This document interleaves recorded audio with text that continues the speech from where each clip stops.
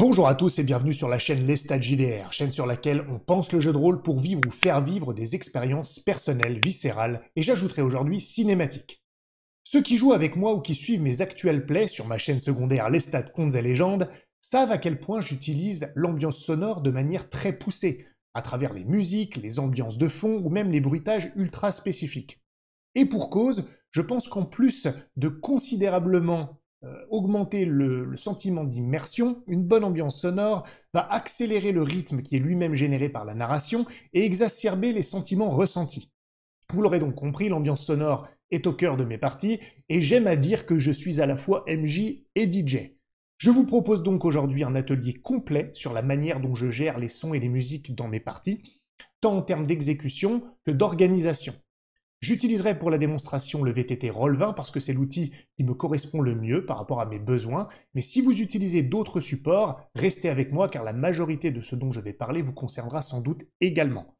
Sans plus attendre, donc, je vous invite à regarder la vidéo une fois n'est pas coutume en plus de l'écouter, car j'ai des choses à vous montrer.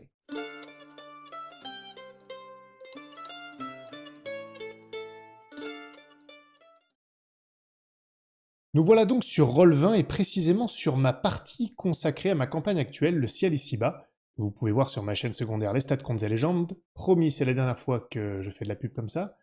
Et je ne vais afficher que la partie qui nous intéresse, c'est-à-dire la partie son et musique. J'ai un peu zoomé. Le reste n'est pas l'objectif, n'est pas le sujet de cette vidéo-là. Tout ce qui est images, en plus c'est très simple, ça ne vaut pas une vidéo, mais effectivement j'ai des images classées par dossier. Bon bref, ce qui nous intéresse c'est les sons et musiques.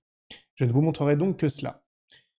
Dans Roll20, vous êtes capable de stocker une base de données générale de vos sons et musiques, que je ne vous montrerai pas là, simplement parce que je ne l'utilise presque pas, au sens strict du terme, hein, sauf pour stocker, parce que oui, on peut créer des playlists, mais retrouver des musiques dans cette base de données générale, c'est vraiment l'enfer. Donc en général, moi je les upload et immédiatement, je les envoie dans la partie elle-même. Et ma base de données va s'organiser, s'étoffer, se constituer dans la partie elle-même. C'est pour cette raison que je vous conseille d'avoir une partie pour chaque campagne, ou plus précisément pour chaque campagne d'un même genre. Les campagnes de fantasy, les campagnes cyberpunk, parce que ça vous permet comme ça de garder et d'accumuler des sons et musiques que vous allez réutiliser potentiellement pour d'autres campagnes, même si vous aurez bien sûr de la variation, mais à force ça va s'étoffer. Et lorsque ce sont des campagnes d'un même genre, eh bien c'est plus facile d'avoir une base musicale cohérente. D'où ma suggestion d'avoir des parties pour chaque genre de campagne si jamais vous menez plusieurs campagnes de plusieurs genres différents. Pour ma part, actuellement, je ne mène que des campagnes dans mon univers maison, donc je réutilise systématiquement cette même partie lorsque je passe d'une campagne à une autre, et je pars donc d'une base de données de sons et musique qui existe déjà. Pour les one-shots, c'est beaucoup plus simple. Je consacre une partie à un one-shot, je mets tous les sons et musiques dans la partie qui me seront utiles, et ensuite, une fois que c'est prêt, je n'y touche plus, et lorsque j'ai besoin de ressortir cette partie parce que je vais la faire jouer à une nouvelle table, eh bien je rentre dans cette partie Roll20 et j'ai déjà mes sons et musiques de près. Et je crée une nouvelle partie pour chaque nouveau one-shot. Aujourd'hui, pour mon atelier, je vais surtout utiliser la partie de ma campagne parce que c'est là où j'ai la base de données la plus importante, c'est là où j'ai le plus de sons et musiques qui s'accumulent forcément. Donc ça sera le plus intéressant pour l'exemple. Pour autant, vous verrez qu'on fera sans doute un détour sur l'un de mes one-shots pour que je vous montre un exemple assez spécifique de l'utilisation des sons, mais on viendra à cela plus tard. Allez, on rentre dans le vif du sujet.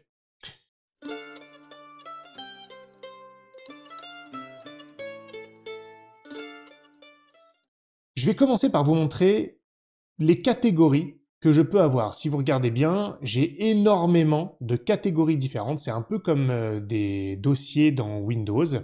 Et à l'intérieur, je vais ajouter tout un tas de sons et musiques. Si j'ouvre le dossier combat et action, qui est sans doute l'un des plus importants, je vais avoir tout un tas de sons et musiques, plus précisément de musique ici, pour toutes les utilisations, pour tous les types d'actions ou de combats. Je rentrerai dans le détail de la nomenclature plus tard parce qu'elle est très importante dans mon organisation pour retrouver facilement les musiques dont j'ai besoin. Donc j'y reviendrai plus tard. Donc il y en a énormément et vous pouvez construire comme ça beaucoup de catégories à l'intérieur desquelles vous allez mettre des sons et musiques. Donc ça, c'est vraiment la base de l'organisation. Maintenant, ça paraît logique, et ce qui va être plus intéressant, c'est d'aborder comment c'est organisé, comment existent ces catégories. La première chose que je veux vous dire, c'est que là, il y en a vraiment énormément. Vous n'allez pas commencer par ça. Vous allez commencer avec moins de catégories, et ces catégories vont s'étoffer à mesure que vous ajouterez organiquement des sons et musiques au fil de vos campagnes ou de vos scénarios, peu importe en réalité. Et plus vous allez accumuler de sons et musiques, plus vous vous rendrez compte que vos catégories deviennent trop grosses, trop importantes, avec finalement pas assez de granularité dans leur catégorisation. Et justement, vous allez donc créer de nouvelles catégories, et c'est comme ça que toute votre base va s'étoffer. Donc ne cherchez pas à avoir autant de catégories que moi au début si vous commencez seulement à vraiment étoffer et aller loin dans la gestion de la musique. Ça va se faire progressivement, ça c'est très important. Maintenant, je vais surtout aborder les types de catégories qu'on va retrouver, parce qu'il y en a de plusieurs types. Donc on va commencer par les catégories que j'appellerais catégories génériques.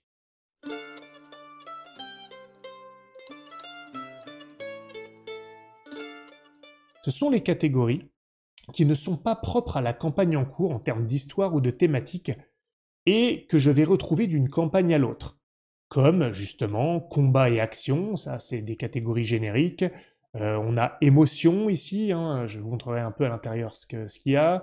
On a rue et ville. Rue et ville, c'est tout un tas de sons d'ambiance propres à des milieux urbains, des rues le jour, des rues de ville le jour, des rues de ville la nuit, des villages le jour, des villages la nuit, les bas quartiers, des quartiers plus riches, bref, tout un panel de sons urbains dans lesquels je peux puiser lorsque j'ai besoin. Que ce soit donc, ces catégories génériques, lorsque je vais puiser dedans parce que je vais devoir sortir un son pour improviser, parce que les joueurs auront décidé quelque chose qui rendra l'appel d'un son propice, soit des catégories dans lesquelles je vais puiser lorsque je vais préparer ma prochaine session. Ça sert aussi à ça, on peut puiser pour préparer. Donc ça, ce sont les catégories génériques. Je vais rentrer maintenant à l'intérieur, parce que ces catégories génériques, elles vont vraiment se remplir rapidement au fil du temps. Vous allez avoir des musiques ou des sons spécifiques que vous allez utiliser pour des moments précis, et une fois qu'ils auront servi, vous allez les ranger dans des catégories génériques. Vous voyez, c'est comme ça que ça va s'étoffer, en réalité. Mais donc, vous allez en accumuler beaucoup, et il va falloir les différencier. Et c'est là que la nomenclature, la manière dont vous allez nommer vos pistes musicales ou vos sons, est vraiment très importante. Donc, je vais rentrer dans le détail et je vais passer en revue quelques-unes des catégories. Je ne vais pas tout faire, hein, je vous rassure, il y en a vraiment des centaines, mais c'est pour vous donner des exemples et peut-être vous inspirer. Donc, dans combat et action, je vais même lancer certaines musiques, hein. Vous voyez que j'ai le casque, c'est pour cette raison. Je vous donne quelques exemples. Vous voyez là, j'ai de l'action tendue, lancinante. D'ailleurs, oui, parfois il y a même des fautes, hein. Donc si je lance, vous allez comprendre, on sent que c'est de l'action, mais il n'y a pas un sentiment nécessairement d'urgence totale. On est plutôt dans un son d'action, mais de fond. On va y aller peut-être plus tranquillement. Par opposition à ça, je vais avoir de l'action-urgence. Vous allez tout de suite comprendre la différence de tonalité. Vous voyez, on est dans quelque chose de beaucoup plus rythmé. Je vous parlais justement de l'impact des musiques sur le rythme, hein, ça va accélérer les choses, rien que son on l'entend. Vous voyez, donc c'est pour ça que je l'ai nommé action-urgence. Combat rock, c'est une utilisation peut-être un peu plus spécifique, mais quand je sens que ça va être une boucherie, mais plutôt positive pour les joueurs, peut-être qu'un des personnages est un vrai bourrin, un barbare, je peux lancer quelque chose d'un petit peu plus moderne. Ah non, pardon, je me suis trompé d'ailleurs, plutôt ici, vous voyez. Vous voyez, on est sur un combat, quelque chose de bien bourrin, mais on sent que c'est pas moins sérieux, mais ça va vraiment être oui, c'est de la boucherie, c'est du massacre, et plutôt en faveur des joueurs. Donc, combat rock. Je vais pas tous les faire. Low level action, c'est... Pour le coup, j'ai laissé le nom d'origine de la piste musicale. On est sur du combat, de l'action, qui va pas être épique. On est quelque chose sur... Voilà, d'une tonalité un petit peu plus légère, même s'il y a un peu de tension, des bagarres de taverne, je vais pas tous les faire, de l'infiltration, parce qu'on est sur de l'action, on n'est pas que sur du combat, donc là, forcément, on sera sur quelque chose d'un petit peu plus posé, avec de la tension latente. J'en ai vraiment énormément, hein. On a du combat lancinant. Qu'est-ce que ça veut dire, combat lancinant? Vous voyez, on est quelque chose d'un petit peu plus long, d'un petit peu plus lourd, mais on est moins dans l'urgence, pareil. Et puis, bien sûr, on va avoir des choses plus spécifiques, du combat d'arène quand on est dans du duel. Vous voyez, on a cette notion un petit peu de combat, de duel, dans le sable. Une arène à la romaine, d'ailleurs, c'est issu de la série Spartacus, hein, pour pas vous mentir. Bon, et puis d'autres choses, vous voyez, on voit combat contre humain, entre parenthèses, léger, pour montrer que ça va être un combat avec un enjeu qui est probablement pas à haut risque. Bon, bref, combat vengeance, ça va être beaucoup plus sérieux. Je vais pas tous les passer en revue. Je pense que c'était important de vous montrer quelques exemples. Et ça vous explique l'importance de leur appellation. En réalité, dans mon utilisation, qu'est-ce qui se passe? Lorsque vient une scène que je prépare ou une situation qui émerge en plein jeu, en général, je connais très bien mes sons et musiques et je sais déjà quels sons ou quelle musique je vais utiliser. Je m'en rappelle. Et donc, j'ai besoin d'avoir nommé ce son d'une manière qui me permette de le reconnaître rapidement. Donc, il faut que je le range dans la bonne catégorie et il faut que je le reconnaisse. Donc là, je vous ai donné des exemples d'appellations, combat héroïque, tout ça. Vous voyez, on a d'autres choses, hein. On a de la défaite héroïque, c'est la musique du dernier samouraï, parce qu'on sait qu'on va perdre, mais néanmoins ça reste héroïque. Bref, vous voyez, je me rappelle de ce que c'est alors que je ne l'ai pas appelé musique du dernier samouraï. Et j'en viens donc au point où vos appellations doivent être évocatrices pour vous. C'est ce qui vous inspire, c'est ce qui vous évoque la musique dont on parlait. Du moment que ça vous permet de vous souvenir de quoi il retourne, c'est bon. Pour certains d'entre vous, ça va peut-être être le chemin inverse. Vous n'allez pas forcément vous souvenir de tous les sons et musiques que vous avez. Et donc, il faut être encore plus précis sur vos appellations parce que vous allez faire confiance au nom et donc à sa précision pour que ce soit le bon son qui ressort. C'est un peu moins efficace comme ça parce que c'est quand même mieux de savoir exactement quelle musique on recherche, mais chacun ses appétences et si vous n'avez pas cette mémoire-là des sons et des musiques, alors la nomenclature est d'autant plus importante. Je vais vous donner donc quelques autres exemples. Là, on était donc dans le registre de l'action, du combat, mais on a l'émotion ici. Et vous voyez, ce sont des appellations qui me sont propres. Nostalgie méditative, ça vous dit certainement pas grand-chose. Mais en fait, c'est une variante du thème de Highlander, je sais pas si vous reconnaîtrez, du film. Et quand on l'entend, on sent un peu cette nostalgie, mais c'est pas de la nostalgie déprimante et triste. Il y a quelque chose d'un petit peu langoureux, d'où le terme méditatif qui est ajouté à nostalgie. Et moi, ça m'évoque tout de suite cette musique. Je sais immédiatement que c'est la musique d'Highlander. Et donc, si je l'ai en tête, c'est celle-là que je vais mettre à un instant T. Triste honneur, on est sur quelque chose d'un petit peu plus héroïque, une musique de funérailles peut-être. Et donc, j'ai laissé entre parenthèses le nom de la piste. Donc, c'est la mort de Ragnar dans la série Viking. Parce que de temps en temps, l'appellation simple n'est pas suffisamment, les adjectifs ne sont pas suffisamment évocateurs, et je sens le besoin, tout simple, de mettre le nom original, la source. Je ne sais pas vous dire pourquoi, mais pour ce cas-là, ça me permettra tout de suite de savoir de quelle musique il retourne, parce que quand je l'ai entendu, peut-être qu'il y avait une image associée, peut-être que je me souviens très bien de la série, que j'ai des images, donc le fait de donner la source tout de suite me renvoie vers la musique. Ça, c'est à vous de faire ce travail de nomenclature, de savoir ce qui vous inspire, ce qui vous permet de reconnaître les sons et musiques. Triste espoir, ça va être une musique qui est triste certes, mais il y a quand même un espoir au bout du tunnel. Vous voyez, on sent un petit peu le côté enlevé. C'est pas simplement de la tristesse, il y a quelque chose encore derrière. Peut-être que vous le ressentirez différemment, mais moi je le ressens comme ça et je sais que je peux puiser dans cette musique quand j'en ai besoin. 36 quai des Orfèvres, j'ai même pas d'adjectif pour celle-là, mais je sais tout de suite de quoi il s'agit.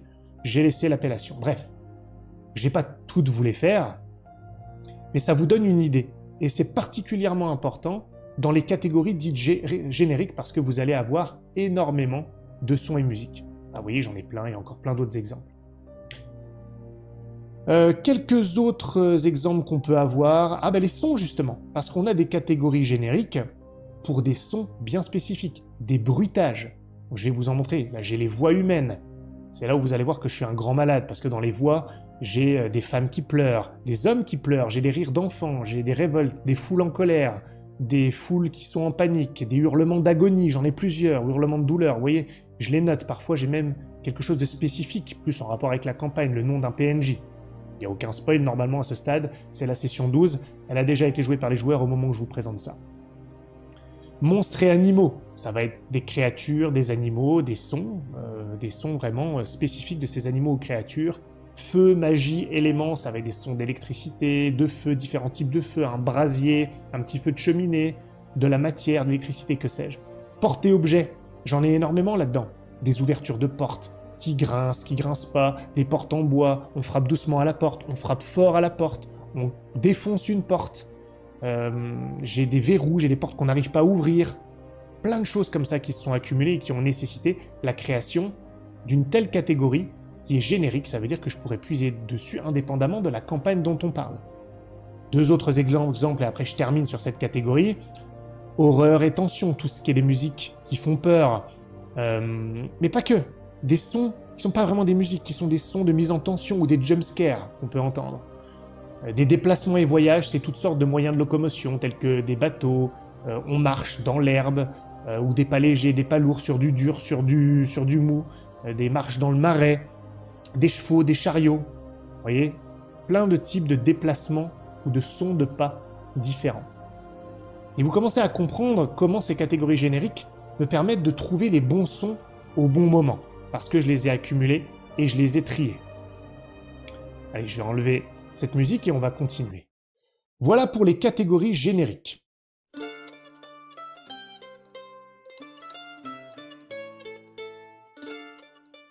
C'est pas fini. Maintenant, on va passer à des catégories qui sont aussi des catégories génériques, mais génériques uniquement dans le cadre de la campagne en cours. Là, elles sont finalement un petit peu plus spécifiques parce qu'elles naissent des thématiques, des ambiances propres à l'histoire de cette campagne, aux thématiques qu'on veut aborder. Ça ne vaudra pas pour chaque campagne. Quelques exemples de ces catégories ici.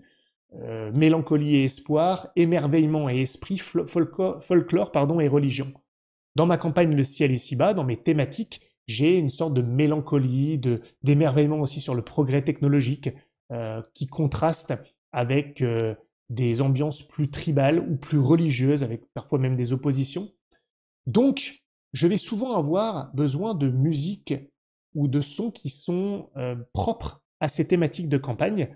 Pour autant, c'est pas des musiques que je vais choisir nécessairement spécifiquement tout le temps pour des événements précis. Donc ça devient des catégories génériques, et en général, celles-ci sont construites parce que, à des moments spécifiques pour des scènes de ces thématiques particulières, je vais trouver des sons et musiques, puis une fois que je les ai utilisés, c'est pareil, je vais les ranger dans des catégories génériques mais spécifiques à la campagne, parce que je sais que ça pourra servir à nouveau.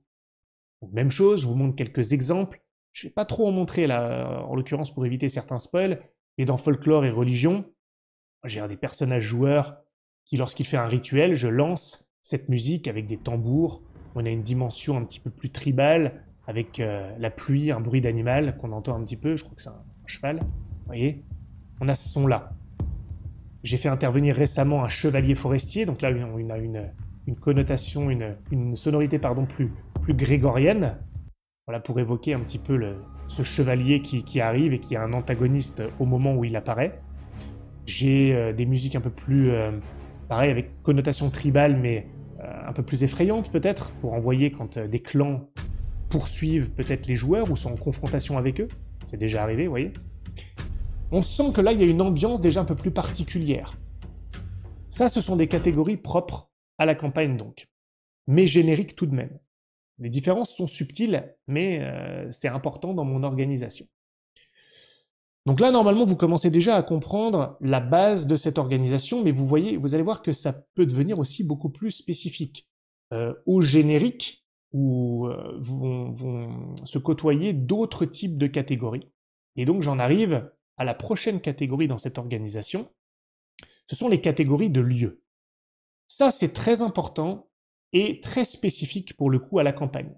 Ça veut dire que lorsque je passerai à une prochaine campagne, il est possible, il est même sûr que ces catégories vont disparaître, parce que je ne veux pas non plus être parasité par des catégories qui ne serviront plus, ou beaucoup moins. On voit par exemple là 2 catégories de lieux, même 3, le Cloiseau de l'Étoile, Bourbeville, Pont du Palus, ça ce sont des lieux précis dans ma campagne. Dans une prochaine campagne, je n'en aurai plus besoin, donc je supprimerai ces catégories. Ça ne veut pas dire que je ne redispatcherai pas le contenu de ces catégories dans d'autres catégories cette fois plus génériques, et c'est comme ça qu'on nourrit les catégories génériques, mais en tout cas, ces noms-là vont disparaître. Mais dans la campagne actuelle, ces catégories sont très importantes, alors, surtout lorsqu'on a un cadre qui est assez étendu, assez large, et en particulier lorsqu'il existe des lieux qui eux-mêmes sont suffisamment complexes pour contenir d'autres lieux, comme des villes qui contiennent des bâtiments, des endroits où se rendre, des ambiances particulières, des lieux où on va pouvoir se balader, qui sont des lieux finalement plus ouverts.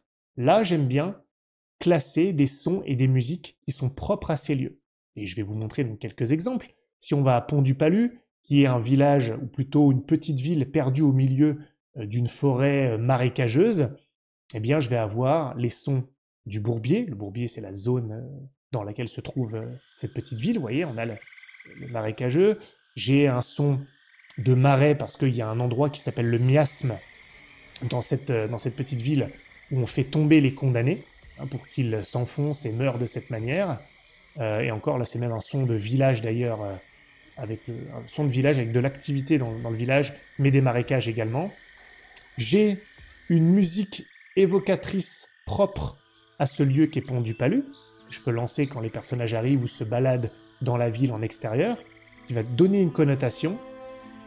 Et vous voyez tout de suite, on est dedans. Et quand les personnages ont déjà visité ça et qu'ils y reviennent, ils se sentent dans l'endroit, ils se sentent revenus dans cet endroit-là. Vous avez vraiment une identité sonore face à ces lieux un petit peu plus complexes.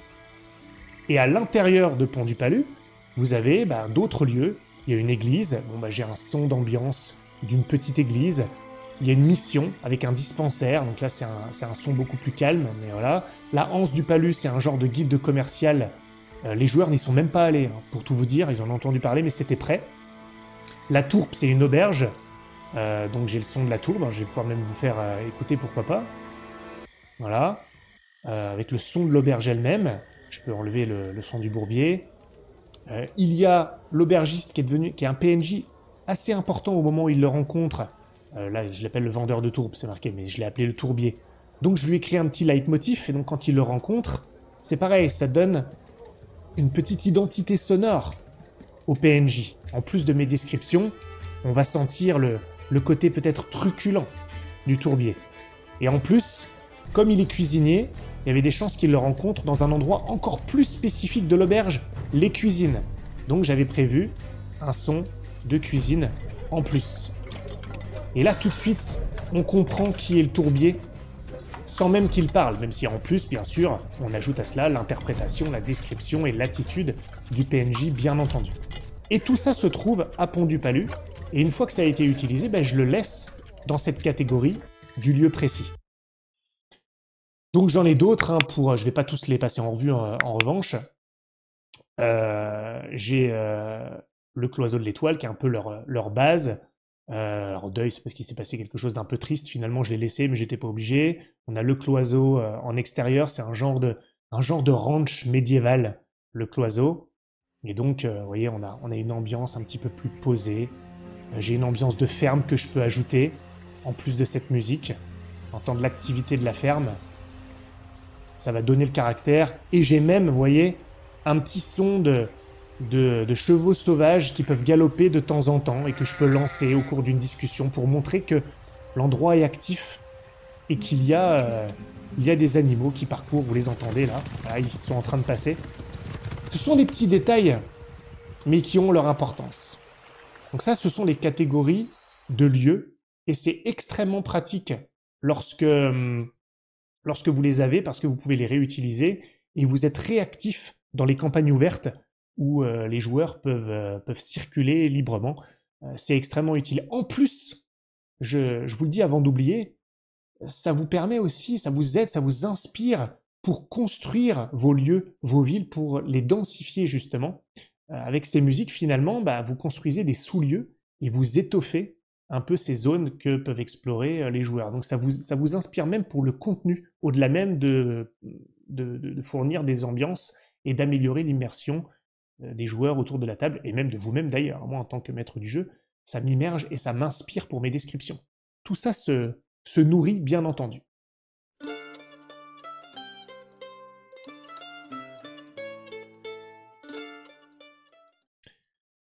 On va continuer dans le spécifique pour d'autres catégories, et là on va aborder les catégories de la catégorie pardon de leitmotiv. On va aller très rapidement là-dessus, je pense.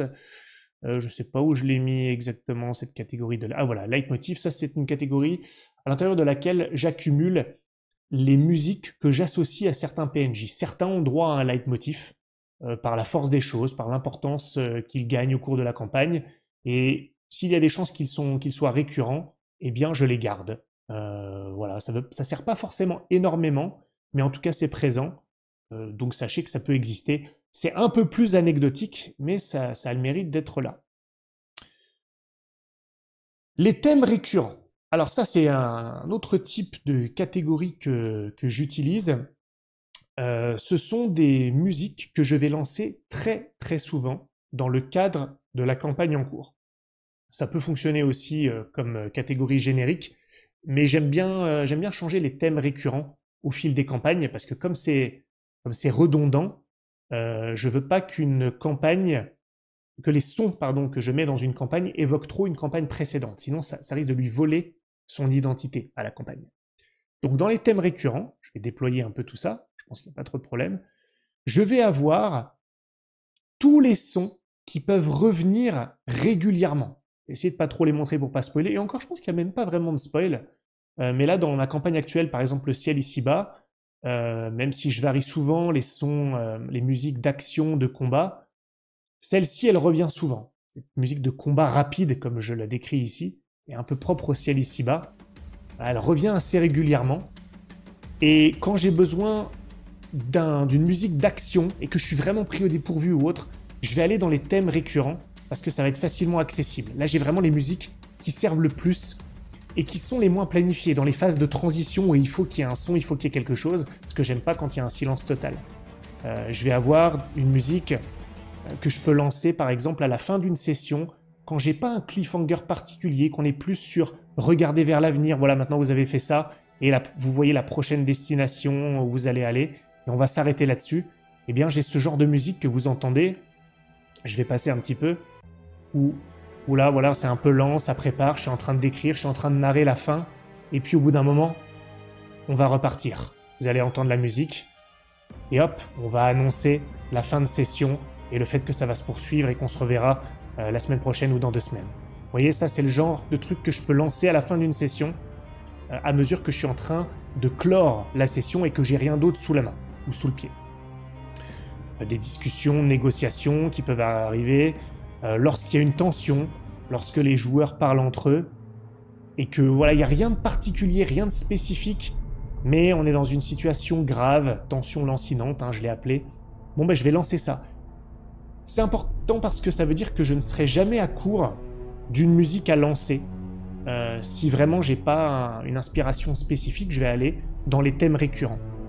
C'est pareil, au fil de la campagne, cette catégorie des thèmes récurrents va s'étoffer.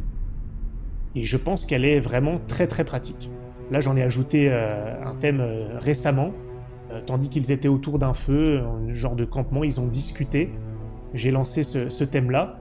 C'était la première fois que je le lançais, j'ai décidé de le garder et donc je l'ai associé à cette catégorie. Et il est tout à fait possible qu'au prochain moment de répit du groupe, eh bien je lancerai ça s'ils ont envie d'avoir des discussions. C'est un exemple, mais vous voyez, je l'ai gardé. Les choses se font au fur et à mesure. Voilà pour les thèmes récurrents, une catégorie bien utile.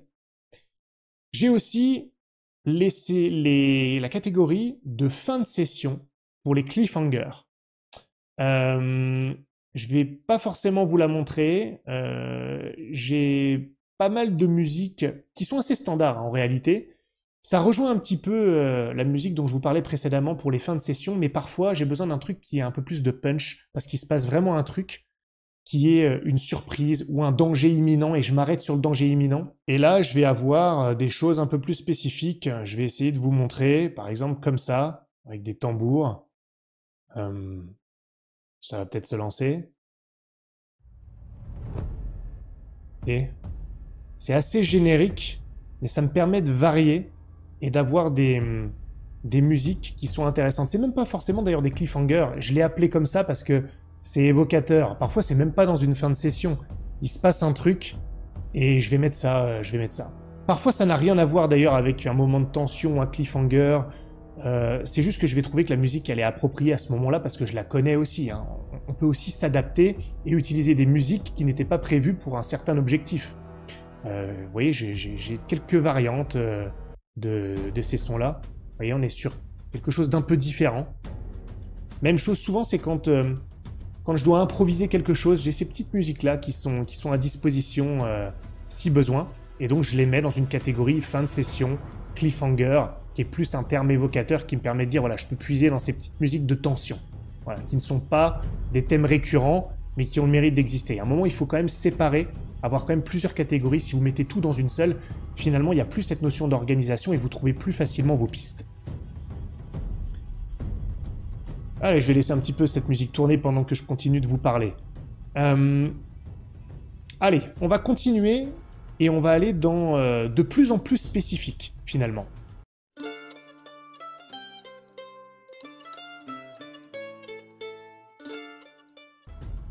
Là, vous commencez à regarder que j'ai des catégories qui semblent avoir trait à des scènes qui sont prévues. Des scènes, ou plutôt, plus précisément, des séquences. C'est plus gros qu'une scène, une séquence, des phases que j'ai pu avoir préparées pour la prochaine session. Parce que oui, je prépare mes sessions, une session à l'avance en général, même si j'ai souvent du rap des sessions précédentes, il faut bien le dire. Et donc, j'ai une vision des séquences de ce qui risque d'arriver en fonction de ce qu'ont décidé les joueurs. Je vais avoir des idées d'événements et de choses un peu plus dynamiques qui vont se produire. Ça ne veut pas dire que je serai limité à ça et que je ne vais pas pouvoir puiser dans les autres catégories que je vous ai décrites depuis tout à l'heure, hein. J'ai tout un arsenal à ma disposition, mais c'est les séquences que je vais pouvoir anticiper plus. Et là, comme je sais que ça risque d'arriver, que je prépare, que j'anticipe, j'ai besoin de les avoir à portée de main, dans des catégories qui sont là parce que je sais que je vais en avoir besoin. Donc, j'ai des séquences qui sont prévues, par exemple là des flashbacks. Si j'ai prévu de placer des flashbacks à un moment dans la session, eh ben, je préfère rassembler mes sons et musiques directement liés au flashback, comme ici, vous voyez, et les mettre dans la catégorie. Souvent, donc, je les déplace des catégories dont ces pistes sont originaires, les catégories dont je vous ai parlé, et je les déplace dans cette catégorie, dans cette scène, dans cette séquence dont je sais qu'elle va servir dans la session. Par exemple, Dark Smoke, normalement, c'est dans la catégorie matière, feu, ou je ne sais plus exactement là. Nostalgie du Bourbier, c'est une piste que j'ai normalement dans la catégorie qui s'appelle triste ou mélancolie. Bon, bah là, je savais que j'allais en avoir besoin pour cette scène de flashback, donc elle est là. Je ne vais pas tous vous les montrer, là c'est moins important. Donc je prépare cette scène, là il y a une scène. La mangrove, c'est plus qu'une scène, c'est une séquence, parce qu'elle va vraiment durer, c'est une phase où je sais qu'il va y avoir des défis, il va se passer des choses, ils vont devoir traverser un marais. Et là, j'ai prévu plusieurs choses. J'ai prévu les sons qui vont bien, parce qu'il y a de l'eau, parce qu'on est dans une forêt un peu tropicale. J'ai une joueuse qui a un chien, donc je sais qu'il va souvent être présent le chien de temps en temps. Je vais utiliser les aboiements ou les grognements de ce chien, donc ils sont présents parce que je sais que ça risque d'arriver dans cette séquence-là. Il y a une petite musique de fin de session, danger, de tension, parce que je pense que je vais en avoir besoin ici. Voilà, une musique d'horreur, que je vais pouvoir vous lancer d'ailleurs, parce que je sais que j'ai un peu une idée quand même des défis qui vont arriver, et la musique d'horreur est très propice dans ce défi-là, donc je vais pouvoir le lancer. Il y a de l'eau, ils peuvent tomber dans l'eau, donc j'ai prévu un splash à un moment pour agrémenter la scène d'action. J'ai un son de crocodile géant, bref, j'ai tout ce dont j'ai besoin ici. Voilà, des actions-vision, c'est une scène, c'est une musique un peu particulière qui est assez récurrente dans la campagne que je peux lancer quand un joueur est vraiment en danger et que la tension est au plus haut. J'ai une musique d'action ici, pour quelque chose d'un petit peu plus générique, si ça part d'une manière qui est un peu inattendue, moins spécifique. Bon, j'ai tout à disposition dans cette catégorie et je sais que ça aura lieu à peu près dans la séquence. C'est là où l'anticipation est importante. Et donc je vais le faire, je vais diviser ça en fonction des séquences que j'ai prévues. Ça ne veut pas dire que ces séquences interviennent de manière linéaire. Ça ne veut pas dire que ces séquences interviennent tout court. Mais dans ce que j'anticipe, il est probable que ça arrive. Et le fait de les avoir préparés me permet d'improviser et de varier et d'aller piocher dedans. Si les choses ne se passent pas comme prévu, c'est pas grave. L'ayant préparé, j'ai conscience de l'environnement musical que je compte utiliser et donc je peux aller puiser dans les différentes catégories qui sont ici lorsque j'en ai besoin. Ça a une autre utilité d'ailleurs, je m'en suis rendu compte à l'usage, c'est que le fait d'avoir ces séquences-là, ces flashbacks, comme la partie musicale, la partie son et musique, ambiance sonore, c'est ce sur quoi je suis le plus quand je suis en train de maîtriser une partie. Au-delà des webcams et des joueurs que j'ai envie de voir, voilà, c'est vraiment l'aspect de Roll20 ou de mon ordinateur que je consulte le plus. Eh bien, le fait d'avoir ces séquences, ces catégories, en plus de m'aider à retrouver les sons quand il faut, me rappelle un peu les choses que j'avais prévues et que je peux faire intervenir. C'est une sorte de pense-bête de ma session, euh, en plus de mon OneNote, qui est vraiment le truc que j'utilise pour préparer les sessions. OneNote auquel je me réfère finalement assez peu pendant la session. Je me réfère plus à la partie son et musique pour me rappeler de la séquence ou des choses que j'ai prévues en termes d'action. Les musiques et les sons me permettent de me rappeler de ce que je peux ou de ce que je veux faire intervenir. C'est très utile et ça marche vraiment quand il y en a beaucoup, bien sûr, et quand ça fait partie intégrante de votre préparation. Donc, vous voyez, j'ai différentes séquences qui étaient prévues. Je ne vais pas revenir sur chacune d'entre elles, ça ne sert à rien, vous avez compris l'idée. Un autre flashback, vous voyez, hein, il faut le faire quand même en séquence. Le fait d'avoir plusieurs séquences permet que ce soit plus visuel. Si j'avais tout fait dans une seule catégorie, c'est ce que je faisais avant, partie du jour par exemple, bah, vous allez mettre tous les sons et musiques dont vous avez besoin dans une même partie. Si votre partie, si votre session elle est dense, c'est-à-dire qu'il y a vraiment plusieurs séquences qu'on peut identifier, vous allez vous retrouver vraiment avec beaucoup trop de sons et musiques, donc parfois il faut savoir segmenter, et donc c'est ce que j'ai fait. Là, dans la séance que vous voyez, parmi les catégories propres à la session, j'avais le flashback de Forkis, la séquence de la mangrove, le répit sans repos, c'est évocateur pour moi, donc toute une séquence, l'exploitation de résine et les ashnaks qui interviennent à ce moment-là, d'une manière ou d'une autre, hein, d'ailleurs, hein, c'est juste un rappel pour moi, et le flashback de Garland consacré à un massacre du passé. Peu importe, vous voyez, ça fait déjà pas mal de choses, et à l'intérieur, il y a énormément de choses, donc ça vous donne un peu une idée de la densité des différentes séquences, et en même temps, bah, on a toujours de l'ambiance, toujours du son, ça varie, et ça propulse vraiment la narration, ça accroît l'impact de tout ce qui est dit, de tout ce qui est fait par le MJ ou par les joueurs. Réellement, c'est un élément supplémentaire. Dernier point, avant-dernier point, pardonnez-moi, dans cette organisation, le bruit des armes.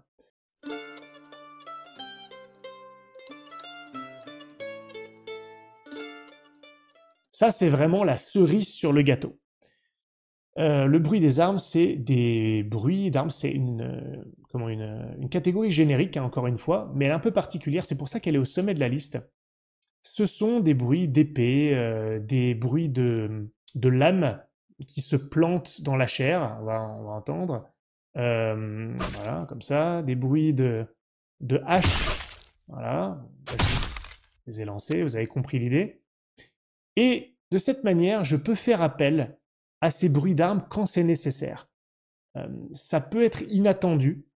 Et c'est important que ce soit au sommet de la liste pour le dernier point que je vais aborder aujourd'hui, qui est le mixage, l'utilisation de la piste musicale elle-même, de la sinusoïde. Vous allez voir, c'est un des atouts propres à Roll20 qui est indispensable pour moi. Il n'y a que Roll20 qui le propose de cette manière, en plus de la manière d'organiser.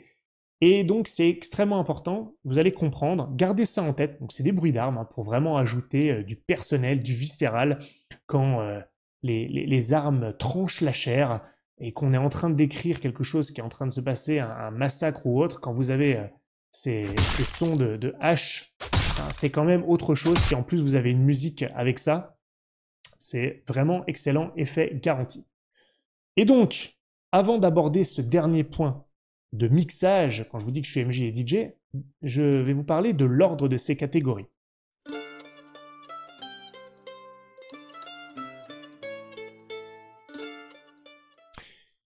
Je ne sais pas si vous vous êtes rendu compte que toutes ces catégories sont rangées d'une manière qui ne dépend pas du type de catégorie. J'ai pas toutes les catégories génériques ensemble, toutes les catégories génériques plus ou génériques spécifiques ensemble, les bruitages ensemble. C'est pas comme ça que ça marche.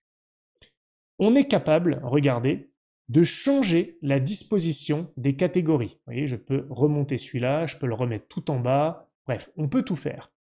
Et moi, en plus d'avoir ces catégories de prêtes, ou même ces catégories spécifiques à la session de prêtes, j'ai un ordre des catégories qui est préparé avant la prochaine session.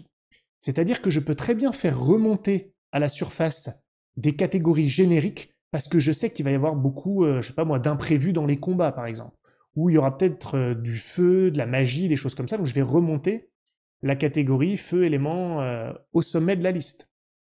D'autres, comme par exemple les catégories de lieux, genre Pont-du-Palu, Bourbeville, si les joueurs s'en éloignent et que je sens qu'ils n'ont pas l'intention d'y retourner dans la prochaine session, ça me paraîtra évident, je vais les mettre tout en bas, en réalité. Je vais les mettre tout en bas parce que je sais que j'aurai pas à y revenir.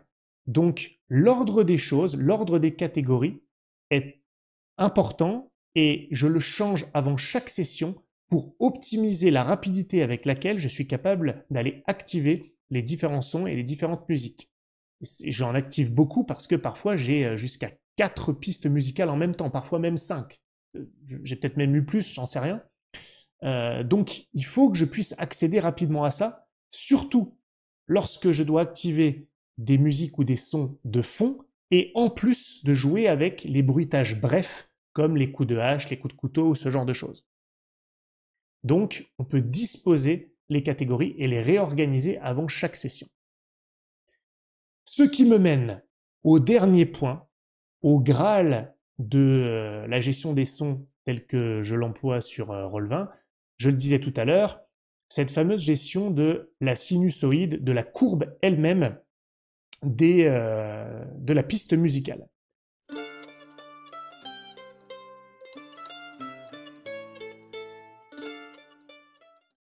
Je vais lancer une musique et vous allez comprendre de quoi il s'agit. Il faut que je la choisisse bien. Qu'est-ce que je pourrais prendre? Eh bien, on va prendre par exemple la musique du dernier samouraï dans Combat et Action. Et on va aller chercher... hop, hop, hop, hop, hop, il faut la retrouver. Défaite héroïque. On va lancer ça. Et si je remonte tout en haut, vous voyez que j'ai la piste musicale. Et ça, c'est miraculeux. C'est vraiment le truc ultime. Parce que lorsque vous connaissez bien votre musique, vous êtes capable de reconnaître les moments de l'intensité de la musique en avance, en regardant la piste musicale. Pourquoi ça c'est génial? Lorsque vous voulez synchroniser une musique avec l'action qui est en train de se dérouler, vous voulez faire en sorte que ce soit parfaitement à propos, par rapport à ce que vous racontez, ou par rapport à ce que les joueurs racontent, ou par rapport au résultat des dés tout simplement. Et que au moment où ça arrive, la musique n'en est pas au moment qu'il faudrait pour cet instant-là, vous êtes capable de bouger l'air de rien, la musique d'avancer ou de reculer, de choisir l'endroit où vous voulez que ça aille. Il vous suffit de parler et pendant que vous racontez les choses, vous êtes arrivé à un autre endroit. Là, vous vous en êtes sans doute pas rendu compte au son, mais j'ai cliqué et j'ai avancé plus loin dans la musique. Parce que je voulais en arriver au moment de l'intensité. Parce que disons que j'en suis à la fin de ma description, à la fin de la scène, il est en train de se relever, il vient de se faire défoncer la tête, il s'est fait tabasser, mais il ramasse son arme et il est en train de se relever. Et je voulais vraiment en arriver au moment le plus intense. Et il se relève, il reprend son épée en main face à son ennemi, le visage en sang, tremblant. Vous voyez ce que je veux dire? J'ai pu choisir. Ou encore, imaginez qu'il y a un discours qui est en train d'être fait. Un discours inspirant. Et puis malheureusement, on en arrive à la fin de la musique et le discours n'est pas terminé alors qu'on en est vraiment au summum de l'intensité. Mais là, ça va se terminer. Je le vois, le joueur n'a pas terminé, ou moi, le MJ, je n'ai pas terminé. Il faut garder cette intensité. Eh bien, je continue à parler, à faire le discours, je reviens en arrière. La musique continue. Si vraiment vous écoutez, vous allez vous en rendre compte, mais c'est extrêmement rapide et en général, vous n'y entendez, vous n'y voyez que du feu en l'occurrence. Et on continue, c'est intense. Le discours continue et on peut parler. Et je l'ai encore fait, on est encore revenu en arrière. Et ça continue. Et c'est comme ça qu'après je peux relâcher. Et lorsqu'on en arrive vraiment à la fin, là je ne fais plus rien. Et la musique va se terminer à la fin du discours, synchronisée avec l'intensité de la narration. Et ça, c'est vraiment l'outil ultime. Mais ça veut dire que oui, il faut mixer. Il faut gérer ça en même temps que l'on narre et que l'on participe et que l'on fait jeter les dés. Ça demande un peu de pratique, je ne vous le cache pas, mais l'effet est garanti. Dans un combat, c'est pareil. C'est vraiment exceptionnel quand vous réussissez à avoir le moment d'intensité. Lorsque l'ennemi tombe, vous pouvez faire progresser la musique pour arriver pile au bon moment. Ou lorsqu'une action de dernier espoir se déclenche, vous pouvez amener la musique au moment où il y a les tambours qui commencent à battre et où cette action héroïque se tente. C'est vraiment parfait. Donc c'est quelque chose qu'on peut faire. Donc ça, c'est pour l'usage de la sinusoïde lorsque l'on parle de musique. Mais c'est aussi extrêmement utile pour l'usage des bruitages très courts, mais qui pour autant peuvent se répéter et pas forcément à une fréquence régulière, si j'ose dire, comme par exemple des coups de hache.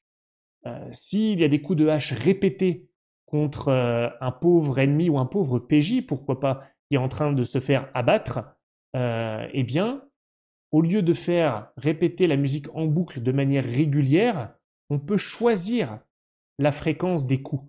Si je prends la hache, vous allez comprendre tout de suite ce que je vais pouvoir faire.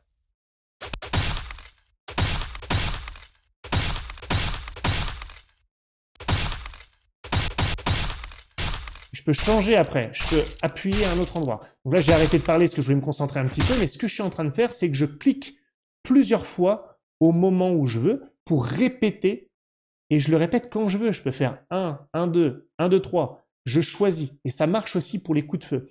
Je le fais aussi régulièrement lorsqu'il s'agit de personnes, de PNJ qui se font poignarder à répétition.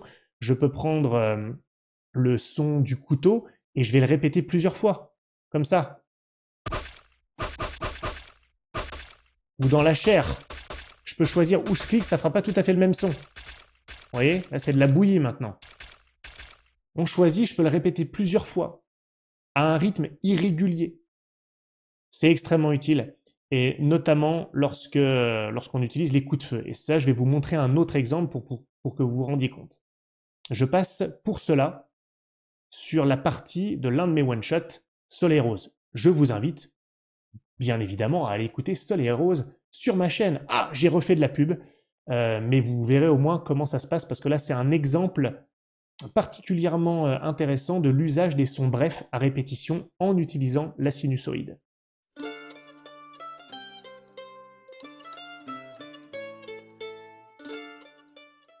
Allez, petit spoiler, c'est pas un spoiler très grave, si vous voulez voir l'actual play, allez plutôt le voir. Si vous voulez jouer un jour Soleil Rose et que vous pensez que vous avez un espoir de le jouer, peut-être éviter, mais c'est même pas sûr parce que c'est la scène d'entrée de Soleil Rose. C'est pas très grave, il n'y a pas vraiment de spoil en fait à ce moment-là. Peut-être que ça peut casser la surprise de l'intensité. Je commence ce scénario in media res par une scène d'action. Et donc, je la prépare. Bon, je vous passe l'introduction, mais vous voyez, j'ai préparé les sons. Il va y avoir d'abord une musique d'action qui va être lancée. Alors, c'est plutôt une ambiance synthwave cyberpunk qui va lancer tout ça. Je vais me caler sur la musique. Vous allez l'entendre. Alors, je ne vais pas vous faire l'intro. Et juste après, j'ai tous mes bruitages qui vont être utilisés rapidement. Là, j'ai besoin d'être rapide dans cette scène d'action. Donc, je les ai préparés et ils sont à portée de main. Là, ils vont rentrer. Ils sont une équipe d'intervention. Et hop, ils rentrent. Au moment où il y a ce son-là, il y a le bruit de glace.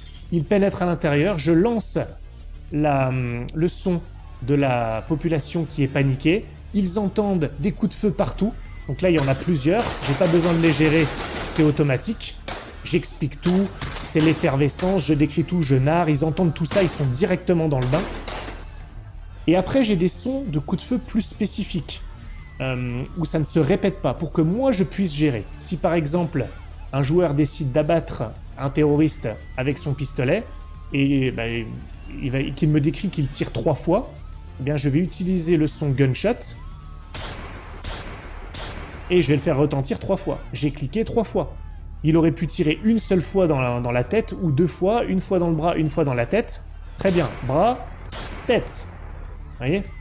Juste après, j'ai un de ses coéquipiers qui va faire une roulade et qui va utiliser plutôt son fusil d'assaut. Et il me dit qu'il veut pas vider son chargeur, il va tirer peut-être 2 petites rafales. Eh ben je vais y aller avec 2 rafales, tout simplement. Vous voyez? Je peux mixer comme ça, je choisis. Pareil pour les ennemis, pareil pour les PNJ. L'un des joueurs, je leur ai dit qu'ils avaient de l'équipement, ils décident de lancer une grenade. Pas de problème. Je lance le son de la grenade, je continue la narration, je décris ce qui se passe, on entend la grenade qui se découpille, elle est lancée. Pendant ce temps-là, quelqu'un utilise son automatique, il lance, hop, 3 rafales. J'ai cliqué plusieurs fois sur la piste musicale. Bon, je vais vous passer les détails.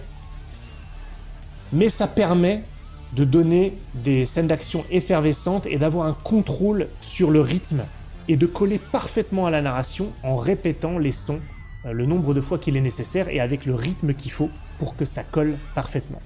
Et ça paraît être des détails, mais ça, ça contribue vraiment à engendrer une ambiance sonore de folie qui va aider vraiment à produire une narration de qualité.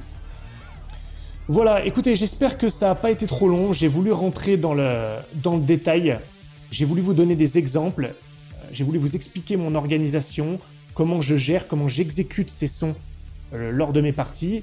Et pour ça, je trouvais intéressant de vous montrer des exemples, peut-être pour vous inspirer aussi une organisation. Ce qu'il faut retenir néanmoins, c'est qu'il ne faut pas copier nécessairement l'organisation que j'ai moi ici. Il faut aussi déjà commencer doucement pour ne pas en avoir trop à gérer et ne pas se dégoûter de ça. Tout ça se construit progressivement, je vous l'ai dit. Et puis surtout, c'est à vous de déterminer comment personnaliser l'organisation, les nomenclatures, la disposition, pour que ça soit le plus évocateur possible, pour que ça vous aide vous. Donc il y a une personnalisation à faire, et ça, vous n'arriverez à le faire qu'avec la pratique, et en mettant les mains à la pâte, les mains dans le cambouis. Et je vous le souhaite donc. Voilà, j'espère que ça vous aura intéressé, que ça vous aura inspiré. Si c'est le cas, petit pouce bleu, abonnez-vous à la chaîne, allez voir ma chaîne secondaire, les stats, contes et légendes. Rejoignez-nous sur les Discord pour discuter de tout ça, et on se retrouve plus tard pour la prochaine vidéo. Salut à tous.